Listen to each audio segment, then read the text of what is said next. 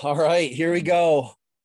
We are back to the Barebow project. Had a little bit of a layover since having Larry Wise on his part one and part two, and we are here with episode 59. And it's a timely podcast for me, everyone, because I just got my new arrows from Easton Archery, the Super Drive Micros, new, literally hot off the press. Nobody has them on the shelf yet. I know Grayson's got some coming to him. John's got some coming to him. And I'm excited to use these things. But I'll tell you, finding arrow components anywhere right now is next to impossible. And I am glad to have partnered with guys like Ethics Archery. I'm here with Lee Carlson. Lee, what is your title at Ethics again? You just told me. I am the design engineer for Ethics Archery, and that entails doing the design work to get the company ready for an ISO verification, ISO 9000. Also, coming up with the new designs and doing the patent drawings for the company. Yeah, we've been working on this podcast for a while because we're like, we wanted to wait till it was the right time. You have, stuff coming out, things going on. You have so many innovative things going on with Ethics Archery, which was the first thing that turned me on to Ethics Archery, was that more so on the hunting side. Then I was like, wow, they have a huge availability of points for just about every arrow. And then, we got to talking. I was like, man, there's so much more thought gone into your products than what I'm used to. And I don't usually do product oriented or brand oriented podcasts, but I think one of the exceptions, in my opinion, for Ethics is because it's veteran owned and American made, and we have a lot of friends across the pond that listen to the Barebow project because we're international. But as an emergency responder and somebody who is involved in that side of the world, veteran owned hits home with me. So that's part of my I don't want to call it justification. I can do what I want. It's my podcast, but it's one of the reasons that I wanted to support Ethics and appreciate their support of the Barebow community through the Barebow project. So we just got done talking about the points and what we're trying to work on the ODs, because the SD micros are so new, they're not even on your website yet, but I'm sure that we'll get to that point sooner or later. So talk to me about Ethics Archery, how this sort of came about for you. I know you've got some archery experience, so let's dive into that, Lee. Well, I got involved with Ethics 5-6 years ago. I reached out because a buddy was using their spin point components, and being an engineer, I wanted to wrap my head around the concept of a spinning insert, which is at that time was a hunting, predominantly hunting aspect of the company. But as we got into it, it's really become a target point as well.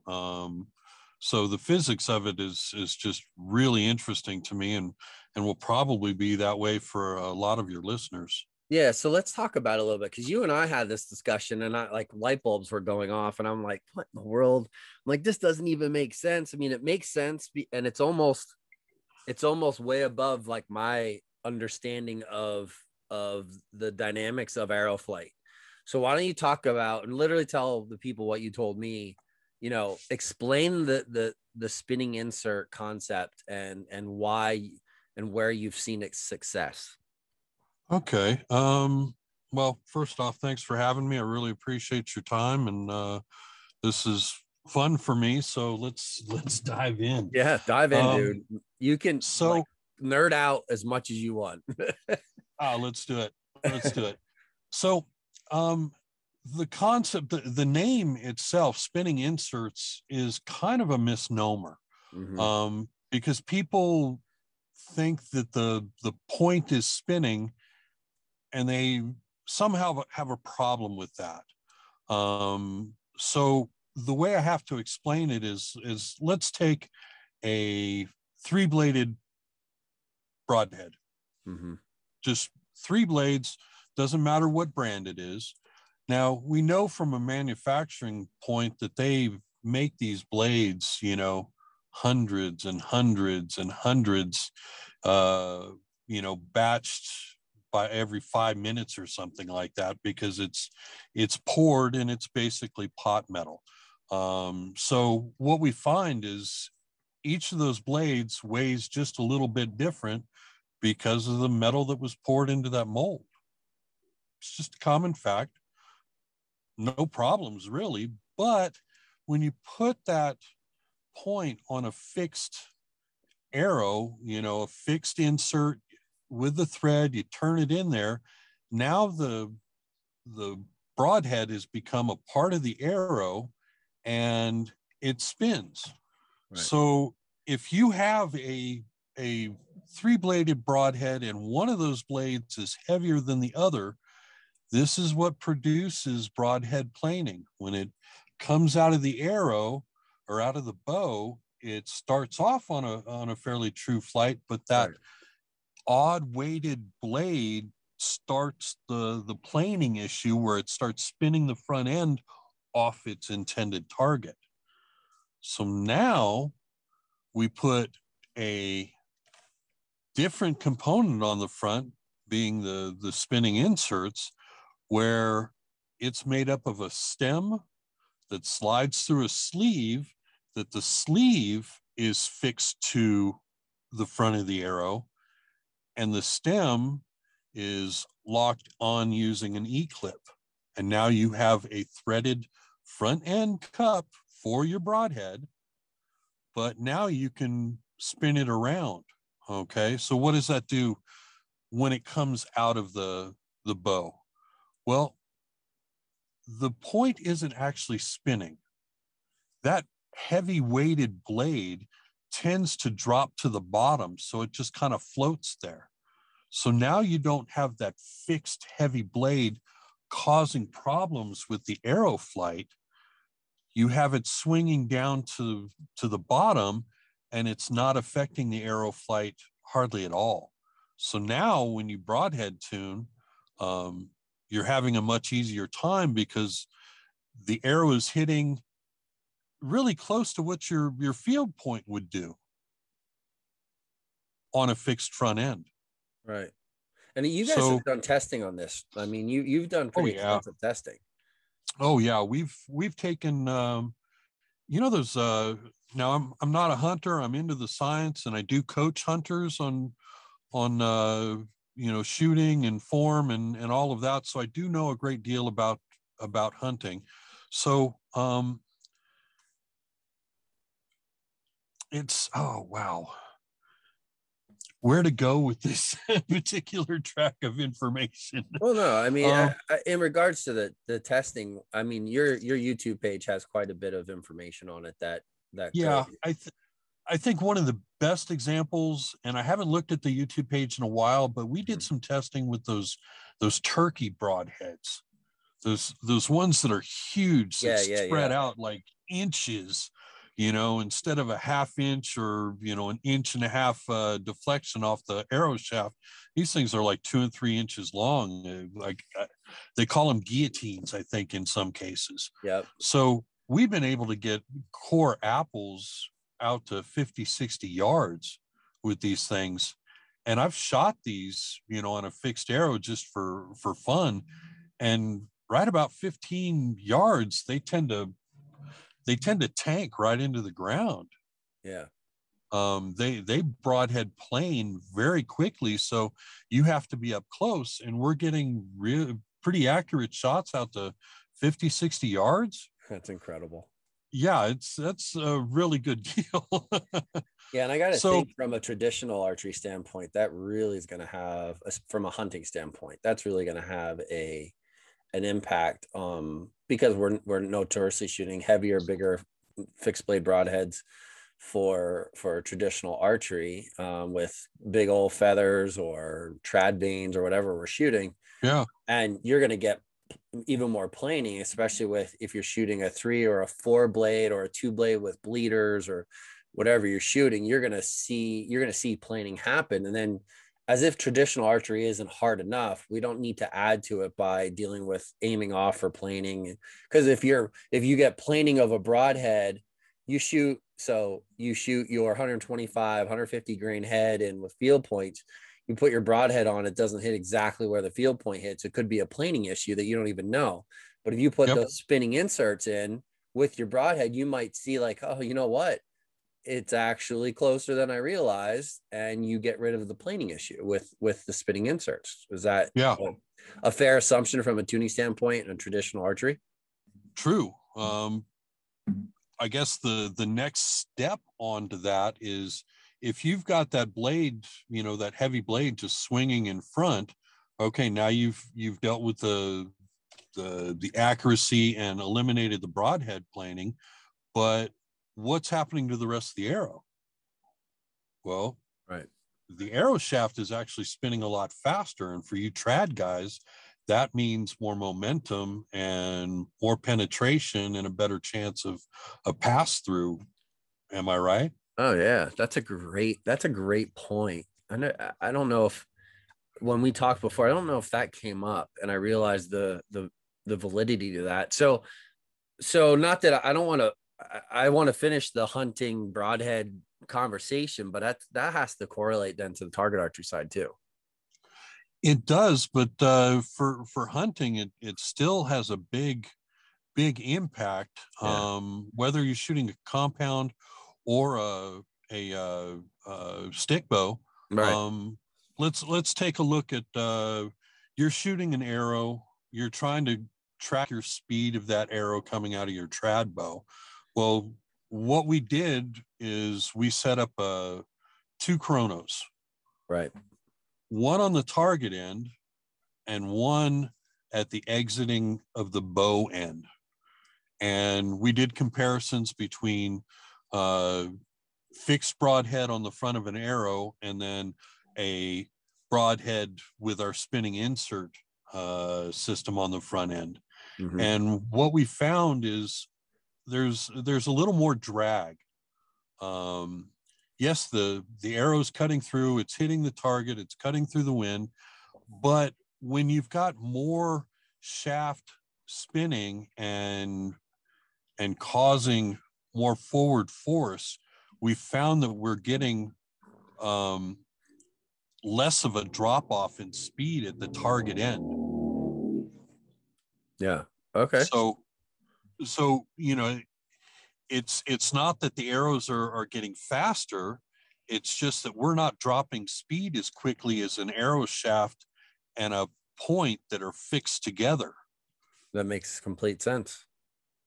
So for you trad guys and you're hunting, here again, make the point one more time that you get this more the same velocity that it left the bow with at the target end, and you're getting a better pass through, a more ethical harvest of that animal.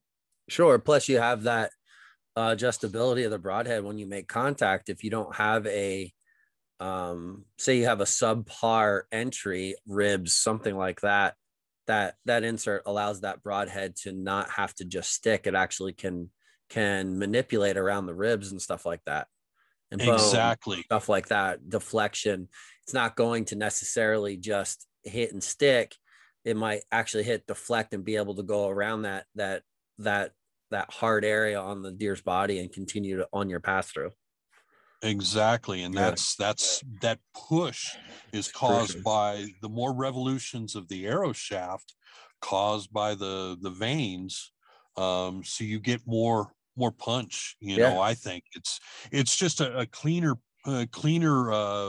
route through the animal. And like you said, with the spinning insert system on the front, it allows that point to turn off of a bone, a rib bone or something, and continue on because it's still got the arrow revolutions behind it, pushing it through. Perfect. Yeah. It makes so much sense. I have to, so now that I'm shooting for Easton, I have to do some research and see what arrow I'm going to use for hunting this year. So that's the next, And it's really, before I know it, it's going to be here. I mean, it's already going on June, and it's only a few months. These animals are going to be antlered, and it'll be, before I know it, it'll be September, October, and I'm gonna have to start getting ready for hunting season now. You know what I mean? So I Very mean, true. all of this is on my brain since we first spoke, and I'm like, and now I have to switch arrows, and I'm like, oh man, because I can probably use whatever arrow I want, but anything that's videoed or on film, I have to be using Easton. So I gotta look at Easton arrows and figure out which arrows I'm gonna use for hunting this year, and then figure out my insert components, my spinning inserts and broadheads, and go. You and me might be talking off podcast to be like, I need some feedback.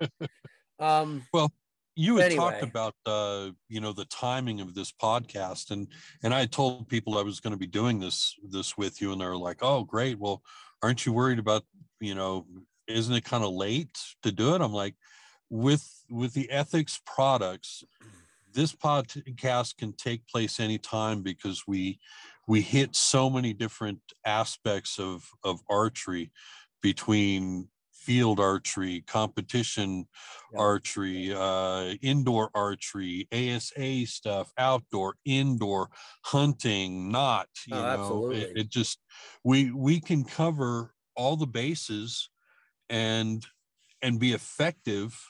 So we can do this podcast again and still be Oh yeah, absolutely. still be informative, and Well, still have stuff to cover, because of the vastness of our SKUs. yeah, absolutely. I mean, and that's the thing about a partnership we have with ethics. It's not, while the Barebow project is very much focused around target archery, we are all bow hunters. The vast majority, not all.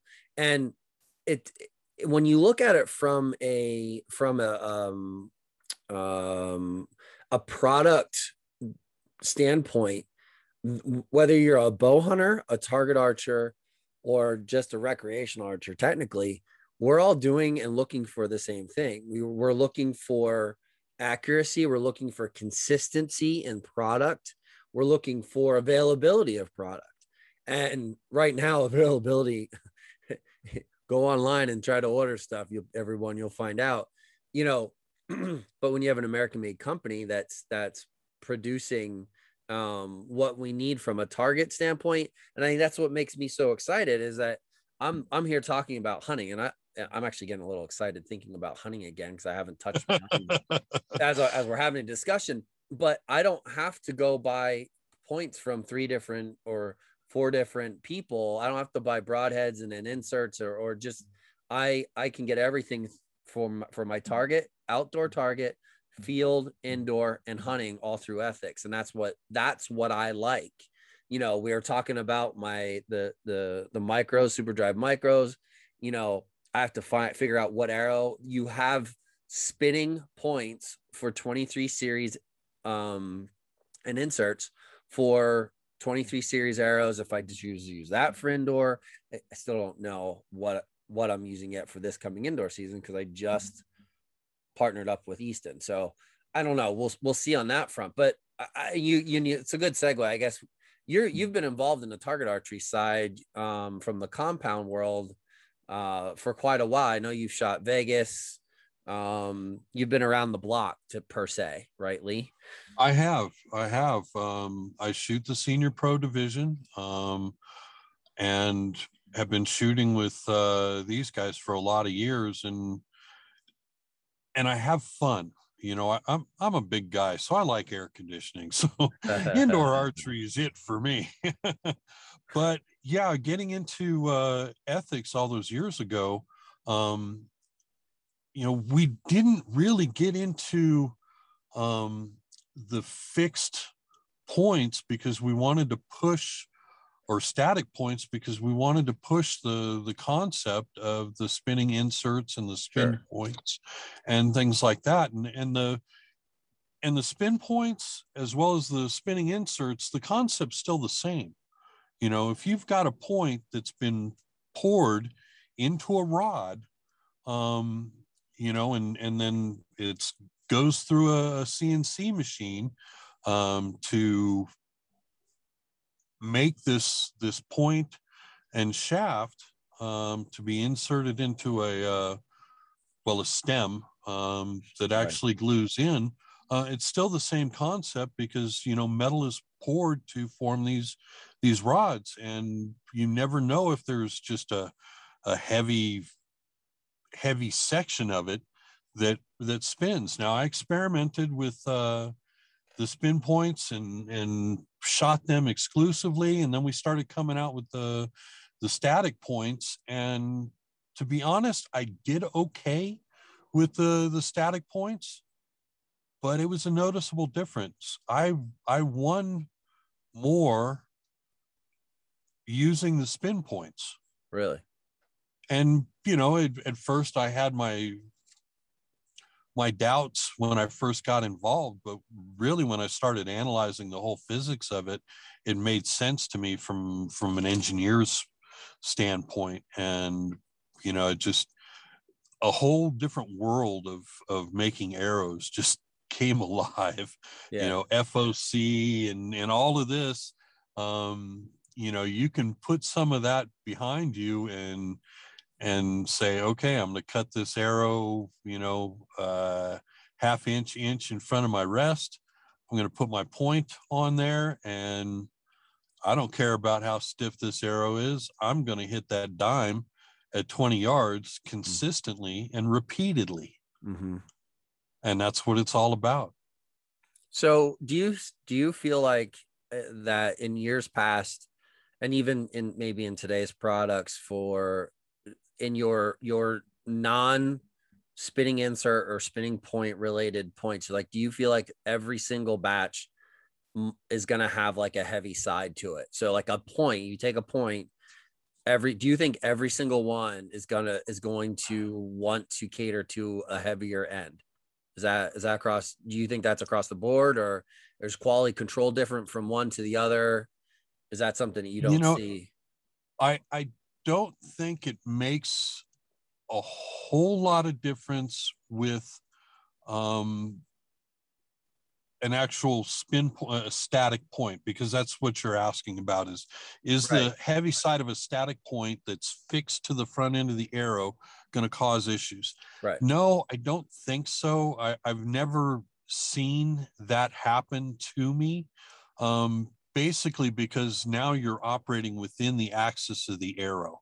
Right. So the axis is so tight around that axis point running through the arrow that it's too close. Now, when you've got blades sticking off, that's a whole different concept. Right. You've got something that's reaching out, that's catching wind, you know, that could be affected by the wind, whereas a broadhead on a spinning insert is less affected by the wind. Right. Interesting.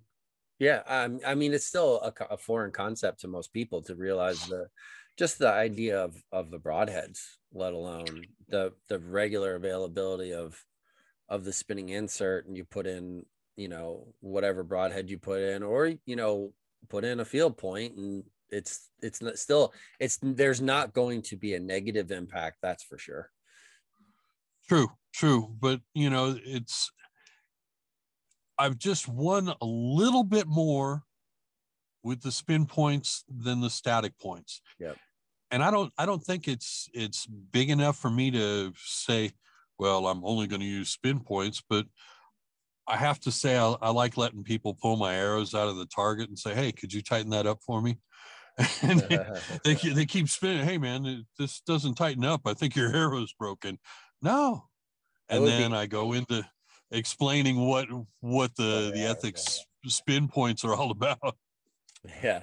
I think what would be cool is if you were able to make a spinning point for like these 0.166 and smaller. That's probably nearly impossible.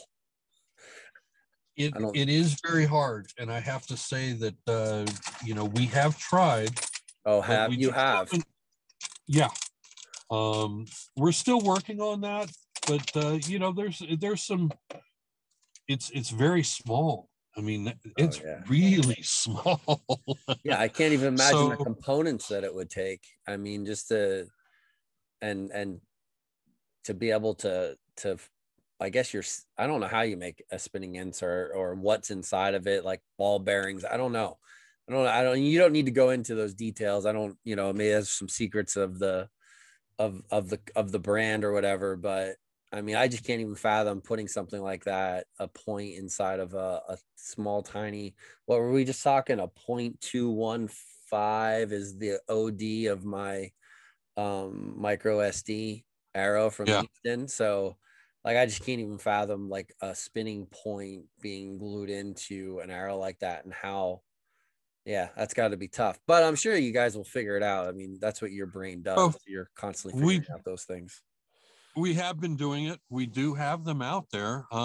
It's just we need to refine it a little bit and get a better material that will react favorably to hitting stuff within a target.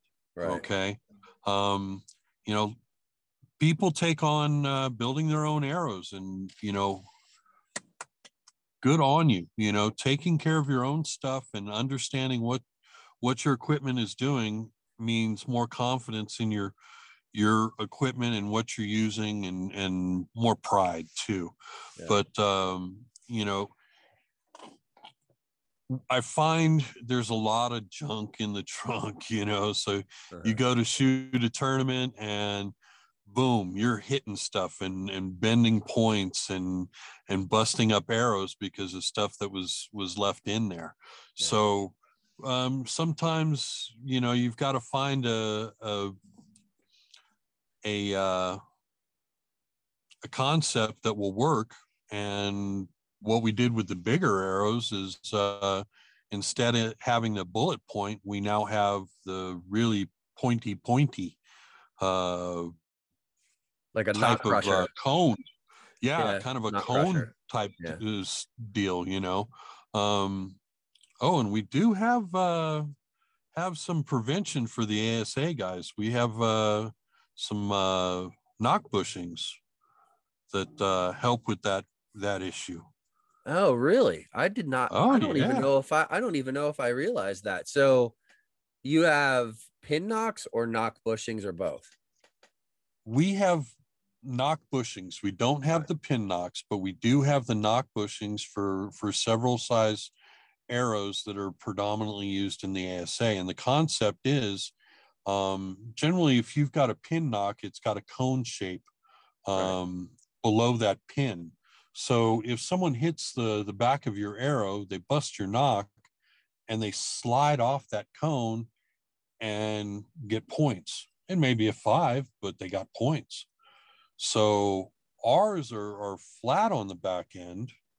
So if somebody comes in and hits your arrow, there's more of a chance that their arrow is going to hit your knock bushing and fall to the ground rather than slide off and give them some kind of points. Oh, really? Oh, Oh yeah. that's Because that's if you interesting. can't block it and prevent that guy from getting into that 12, you want to make sure that he can't Robin Hood you and gets no points. Right. Huh. That's funny. I mean, it makes sense, especially for ASA. I mean, where you have everyone, and even in the barebow world, you have guys that are slamming 12s nonstop. So it's not like that's not a compound thing. I would say in ASA, your compound and barebow are your two most popular. I guess bow hunter class as well, but you Yeah. don't see like Olympic recurve and stuff like that. That's crazy. I had no idea that you guys were producing such an item, and it makes complete sense too. I mean, just the fact that you're protecting the end of the arrow, but Yeah. and in a barebow world too, that comes into play because if like we often we shoot with on the barebow side. A lot of times we don't shoot a fatter arrow because we constantly get deflections. Like, so if you're let's put it this way, for an indoor score, a Vegas round, you're you're a 500, 520, 530 indoor barebow shooter. Where a lot of us don't play around with those thicker arrows, those bigger arrows, because like when you get deflections when barebow, you're getting like, because the arrow's not traveling super fast, you're getting a big deflection. Like I've had Yeah. deflections where I hit an arrow in the 10 and it ends up in the 6 and like a Yep. 23 arrow, like, or an 8 or a 7, you see those, and it would almost be beneficial in some ways for that purpose because we're shooting at a single spot face. We're not shooting a 3 spot. So Correct. if we were to use something like that, I don't want that deflection. If I show that I hit the back of that arrow, that score counts for that arrow. You know what I mean? Yep. So there's actually a benefit to that from a barebow standpoint, shooting a single spot, trying to put 323s in the middle of a 10-9 ring area. And if I'm hitting that arrow, I kind of want that to happen. I'd rather not get that deflection.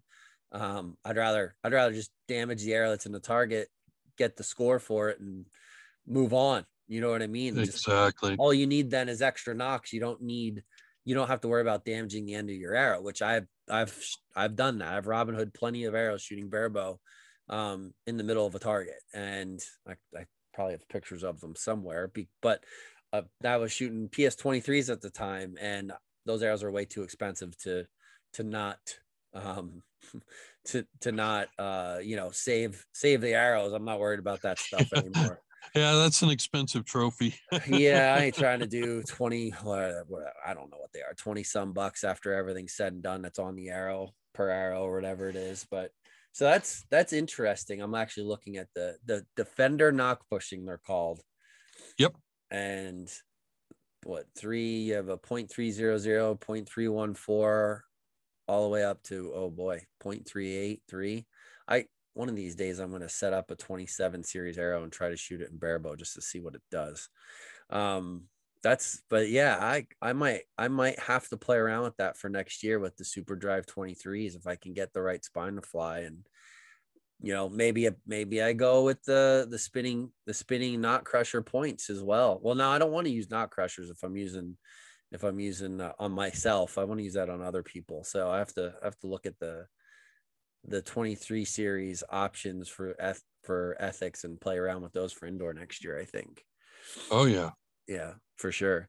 So what else you guys got going on, Lee? Is there anything new coming that you're allowed to disclose, or are we? We are doing the hit inserts for Easton. Okay. So we've got that going.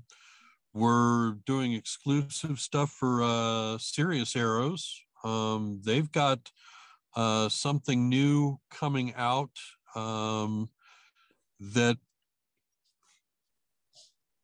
I think is going to be a game changer for them. I'm not sure. I'm texting right now to see if I can mention it. But I think our best seller for a lot of different things is really the spin points. Yeah. And the spinning inserts. Just people are having once they get past the stigma of, oh, that's not going to work, they're surprised. Yeah. Then they start telling their friends, and then things blossom. So that's kind of where we're sitting now. Is a lot of people are coming to us to be their exclusive parts company for their arrow components. Oh, that's awesome. That go with their arrows, that are sold with their arrows. So I think a few years ago we came out with a really tough point system that basically you had a stem that you glued in that had a cup with the threaded cup for a broadhead or a field point. Uh-huh. And then there was a sleeve that fit over that that would be glued on as well, and it would go over the threaded cup, as well as over a quarter or more inches of arrow shaft on the front end. So it really beefed up the strength on the front end. And a lot of people are using that for bigger game, you know. We were shooting these things into propane tanks and all kinds of crazy stuff, and still able to shoot the arrow because the arrow was undamaged. I was just going to say, you know, that just from a traditional standpoint, having having the ability to beef up the end of an arrow and not, because let's face it, we're trad guys miss. We don't miss all the time, but we do miss. And we like to shoot stumps and do all that crazy stuff. You take an arrow, beef up that end like that, that could really, I mean, that carries over to not destroying arrows, period. Yep. I mean, you know, and I knew you had them, and I'm just, you know, as you're speaking about it, I'm thinking about, man, where would that come in to play? And we go to something, and I don't know if you ever heard of it, ETAR. It's called Eastern Traditional Archery Rendezvous. It's huge. It's in Pennsylvania here. It's a huge traditional archery event, probably one of the biggest ones in the country, if not the biggest one in the country. And you know, you have, you know, 1,500 trad archers running around the woods in 4 different courses, shooting at you know, North American animals, African animals, you know, all kinds of stuff, and sailing arrows through the woods. And there's arrow carnage everywhere.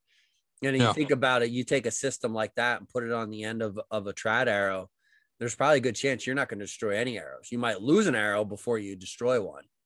Exactly. You know, and if you can match a weight system to a tune, and most traditional archers shoot a heavier point. They're shooting, you know, I'd say I get some guys shooting 100s, but if you can go 100, 125, 150, 175, somewhere in there is what you're looking at in the front of an arrow.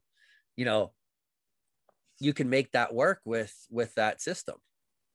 Well, with that outsert system, let's talk about the weighting. Now, generally on all of our outsert system components, the stem is a clean cut. So we've got clean cut marks to where you can take a hacksaw and you can have a heavy component system on the front of your arrow and a lighter point or a heavier point. Makes you sense. Can really stack the weight if you wanted to. You know, like, well, on static points, for just kind of off the top of my head, because I just built some arrows for my student. I got in some points. I believe they were a range of 80 to 140 grains. So with that clean cut option, you can really fine tune what group's the best. You know, get your ideal length. Start with full weighted static points. And this is with any of our components. I'm just using the static points as an example. And start shooting groups. Then you track those groups, put a new target up, take off a section of the clean cut point. Now you've dropped your weight a little bit, glue those back in, and go out and shoot a new target. What you'll find is you're either going to be hitting right away, or as you go down, you'll find your groups either getting tighter and tighter, or you just stumble on the weight that you're like, oh, wow, that's it. Yeah. That's the weight I need. So, you know, being able to play with that a little bit with just 3 arrows, you're going to find that ideal weight. You're not going to go past it, because once you hit it, you're like, oh, that's it, you know, and then you'll cut the rest of your weights, finish your arrows, and you're done. Yeah. It's so much more simple. And I when I shot compound, I was always like an anti outsert person back in the day for hunting purposes. But now my son ended up using them because he was like shooting like a 500 spine Black Eagle deep impact. And Uh-huh. we used that was his hunting arrow for the last few years. And then I started like, oh, I kind of like the outsert. Then I stumbled across you guys and I was like, you know, saw all of the options that were there. But now, like, as I'm sitting here thinking about me from a trad side, like, I don't care if I have an outsert. I kind of want that beefed up end. I'm shooting a heavy broadhead anyway. So it would be and it's so much easier to find 100 grain or really pretty much an 85 to 100 grain broadhead than it is 125, 150, or 175. So it makes the options of what broadheads to shoot and how and where to get them a Yeah, heck of a lot easier as well, because everybody carries hundreds, but not everybody carries 125s, 150s, 175s, or anything heavier. Um, exactly. and plus, I mean, and not to get ahead of myself, but you also sell those kits. I think they're the Ranch Fairy kits. There is what they're Yep, called, where you very have. popular. Yep, I have two of them myself, and that you have your point weights from what's the bottom point weight on that kit? I don't have it in front of me at the moment. Uh, Let me Uh, see. Let me actually, I might be able to find it here real quick as I'm scrolling through. I know I just saw it. Yeah, I saw it too, and I'm like, oh, where is it?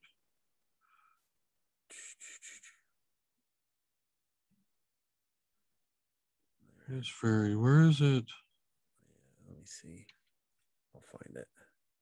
Might be toward the end. Knox glue.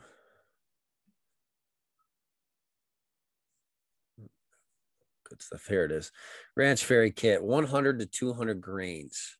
Yeah, So at man, $21.99. That's all that costs.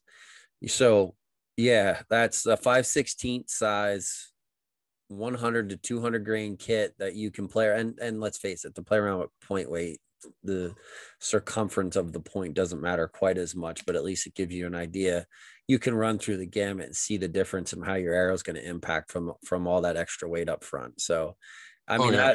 that was definitely for me from an indoor archery standpoint and a hunting standpoint.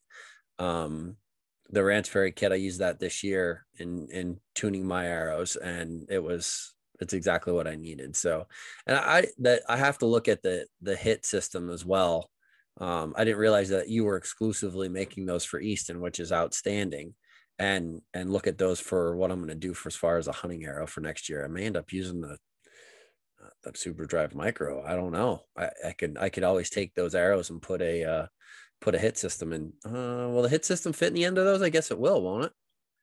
I believe it does, but let's not quote me. I'm operating on a phone, and it's Yeah, hard to yeah, see yeah. No, that's and okay. read. No, that's okay.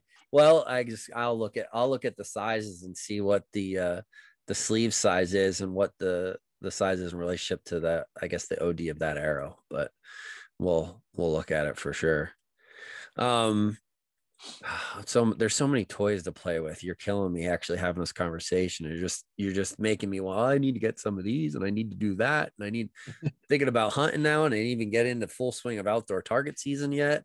Um anything else that you wanna let the people know about? More so where they can follow Ethics Archery and what to look for coming down the road. Coming down the road, more partnerships, obviously, with companies that are getting on board and seeing what we're able to do, and yeah. The owner, Scott Marine, you he's hardcore as it comes and knows Yeah. what he wants to do with this company, and that's supplying, you know, really high tolerance equipment for everybody. So look out for future partnerships. Getting with Easton, within the last 6 months, I think, is a big deal. I'm actually working on a 3D printed all spectrum type of hit insert tool for a lot of different of the arrow sizes and things like that. Oh, wow. We've got I'm working on another deal of with our outsert system. Sometimes the tolerance of the OD of the arrow shaft is a little tough to keep in specifications. So I'm trying to come up with a sander that you can just simply place inside like a pencil sharpener, and it'll automatically bring it down to your preferred setting for the setup you have, so that when you go to assemble your arrows, you're not like, oh, bummer, now I got to sand it down a little more. We want to try and come up with this unit that a pro shop can just simply plug in right next to their arrow saw, zip it in, and assemble the points for customers, or people can buy it and purchase it for home use. Outstanding. Yeah, and I mean, your website, your website is so easy to get around. There's an arrow shaft selector on there that I want to bring out because you can't, not everybody has one. And your arrow shaft selector, you go in, it is so easy to pick out. I'm gonna shoot an Easton, whatever arrow I'm pull up right now. Actually, I'm gonna pull up Easton. You have so many arrow brands in there. I've never heard of some of these brands before. I'm not gonna even lie. There's so many in there.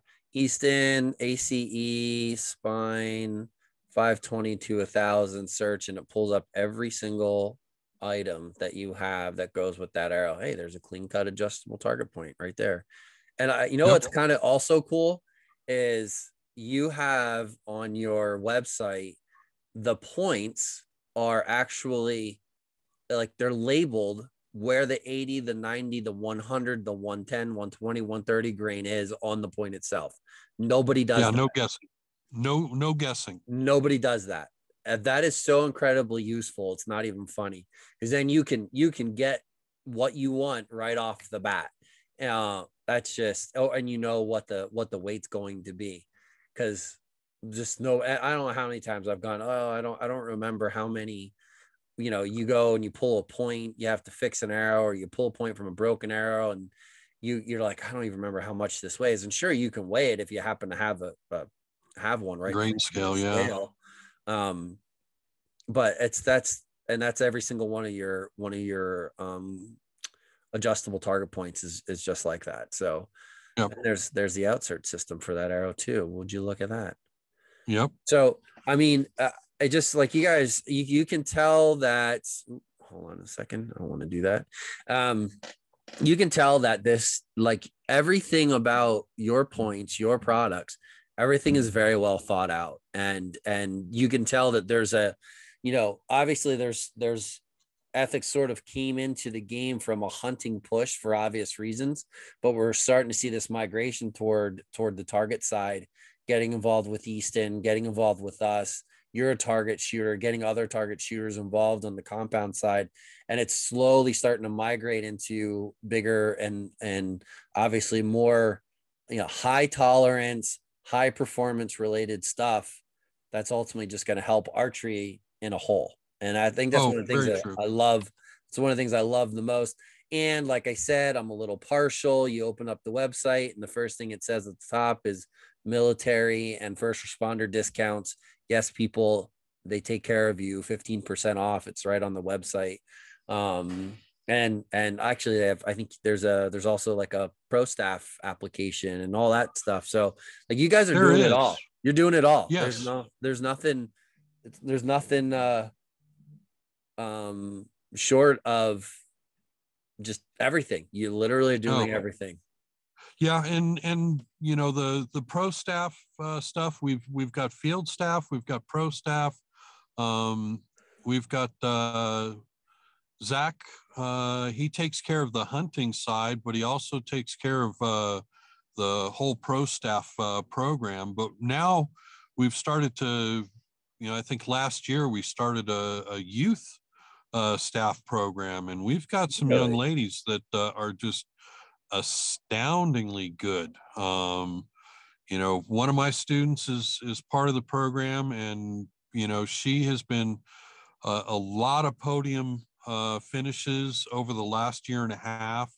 Her name's Cheyenne Markham, and then we've got Rebecca Vogel up in Uh-huh. Thief River Springs. Yep, I know that name. Uh, yep, she is sharp. And I'm trying to mentor these young ladies, in archery as well as life. Sure. I help them create shooting resumes. I help them create, work resumes, future work resumes. Both of these young ladies are straight A students and top-notch archers, as well as other sports, volleyball and soccer. So these young ladies are impressive, and I really want to grow our youth program tremendously. But let's switch over to customer service. Get on with the Facebook side and message us. If I don't see the message for the target side, Zach will let me know. If he doesn't see something on the hunting side, I will let him know. There's just the two of us, but we're pretty responsive. Yeah. To questions, and getting you to the right person that can answer that question right away. Yeah, and actually, I was clicking through and I saw there's a contingency program even for ASA and NFAA on the Yeah, right on the which website. is something. Well, here's the thing: not a lot of companies will do a contingency on the state level. Yeah, I see that. Yep. We are doing it on the state level, and I don't quote me, but I think we're the only one that's doing that on the state level. Everybody else is the national level for NFAA and ASA, but we are definitely doing a state level, and it's not a big contingency, but hey, you place third in an NFAA event and you get $25. How does that make you feel? Hey, Pretty darn good. listen, today that $25 that gets me about 5 gallons of gas, so I'll take it. Yep. But and I think we need to talk to Scott and get some USA Archery like target nationals and indoor nationals and add some of that stuff in there, because that's where you're going to see maybe some of your fixed point sales go up. You'll see, because that's what people are going to shoot. You're going to see people shooting your glue in smaller diameter arrow. That's where you're going to get that from the recurve side. And then I'm not saying you have to, but I'm saying like you have to look at numbers, Lee. You look at numbers of barebow archers versus these other classes, and the barebow numbers are growing exponentially. Like I'm saying, we had like a 30% increase while others had like a 12% decrease. A few years ago, we were running numbers and talking stuff one night. I don't remember what it was. I think I want to say it was Target National somewhere, but you have to look at where the numbers are, and barebow numbers at tournaments. Now, exclude ASA. ASA is a different animal. But on the target archery side, barebow is destroying all of the other classes and repeatedly increasing its numbers and its entry level and its entry numbers. So we're seeing these numbers just continue to go. And, so you're going to see more interest if you say, you know what, barebow, and you know what, you're already going to have the compound option, compound, especially your, well, it's not pro class, it's senior class for USA Archery stuff. You already have that involvement. You shoot senior class. You got guys like Chuck Cooley and Tim Gillingham. They're shooting those classes. You already gonna see those people are involved. So you're just expanding on your options and growing that target side of the sport. If you get into that stuff, that might be a completely different conversation that we could have offline or in a different podcast and talk about some of that stuff, just you and I. But I love what you guys are doing. I mean, and what's cool about it is it started out really with a hunting mindset, but it's it is growing and expanding to the target and field archery side of things. And that's what I think is so great. You guys aren't Well, just pigeonholing yourselves into one market. You're growing outside of that. exactly. And you know, if you look at the ATA show, you know, the majority of it is hunting, not much is target. Yep. But you know, we've got these movies like Brave and oh, what was that one with Jennifer Lawrence, The Hunger Games? Hunger Games, yeah. All these movies are coming out, and it's getting these young people in, and I'm seeing more and more kids get involved, and it's not just compound. No. It's the NASP, the National Archery in the Schools program, Yep. which leads them to different paths. I've seen barebow kids. I've seen compound kids. Mm-hmm. I've seen, you know, the whole gamut, that the sport is just growing. And that's possibly part of the explosion in barebow that you're seeing is more kids are getting involved because they're seeing these movies. And I think that's wonderful. You know, if we can keep having, you know, this explosion of barebow and this explosion of youth getting into the sport, we're going to have more of these young kids shooting, you know, perfect 600s and 900s, Yep. you know, in these competitions. So it's going to bring notoriety to the sport and some legitimacy to the whole thing that people never thought was there. So I love coaching. I love seeing all of this. So, you know, it's a joy. And some people say, yeah, if you can't do, you coach. Well, Yeah, I that's do, and I coach. yeah. You and I me love both. it. You know? Yeah, you and me both. That's I laugh at that that all the time. And I'm not saying that we don't see that in archery. We do see people who quote unquote coach, but they've never shot a competitive arrow in their life. But you know, there's more coaching in archery. It doesn't have to be just competition or hunting and stuff like that. People who are avid hunters that coach. So that's legitimate, but there's definitely a difference. There's no doubt there's a difference. In coaching someone to be, you know, semi versed in the target archery side of things versus shooting one arrow at an animal. There's definitely a different dynamic there of being mentally engaged for 72 or 144 arrows versus you just need to be mentally engaged for one. I'll be honest with you, in my experience, the 144 arrows is a lot harder than just one arrow. I don't care what's standing in front of me, but that's you know, that's coming from a target archer's standpoint, who's also a hunter. But yeah, it's definitely nice to see. And I think I would like to think that the Barebow Project has played a role of some kind. I'm not going to speculate as to how much, but in the growth within the Barebow world, as well as the just the increase in proficiency and scores that we've seen over the last 3 years or so. But you know, it's not just that, but it's companies like Ethics who hop on board. They support us, which enables and which in turn is supporting the Barebow community as a whole. What allows us to bring them coaching information, tuning information, opportunities like this, where you know, whether you're a hunter or a competitive shooter, it's all right in front of you. You can't get that anywhere else. There's literally no other company that's putting out products for the full gamut of what a barebow archer is going to use it for. Oh yeah. In regards to arrow components, is, you know, I'm being very specific here, you know, that's why we're here. That's why we're having this conversation. That's why you guys are sponsors of the podcast. So Lee, I think we've covered it all. ethicsarchery.com. That's where you guys can go and check everything out. I love the fact that there's a trad dude with an Ethics Archery sweatshirt, hoodie right on the front page. It's going to hit home with some people. Check it out. And, you know, I guess Lee, we'll have to catch up on this hunting setup. You got my blood boiling, waiting for hunting season as we're having this conversation.